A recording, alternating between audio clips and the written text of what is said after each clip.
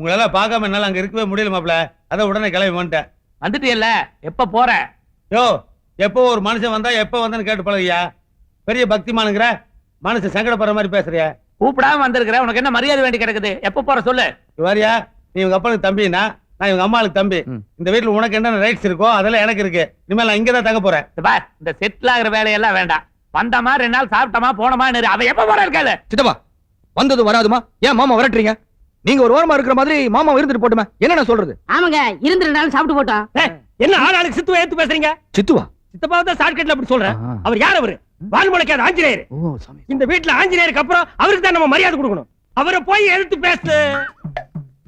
லாமா மாமா என்னாச்சுன்னு? என் பொண்ணுதான் மாப்ள. என்ன மாப்ள, என் பொண்ணுங்களே அடையாளம் தெரிய மாட்டீங்க. நீங்க வாங்க வாங்க. இவ மூத்தவள் லலிதா, அவ இளையவ பத்மினி. திருவாங்கூர் சகோதரிகளா மாமா?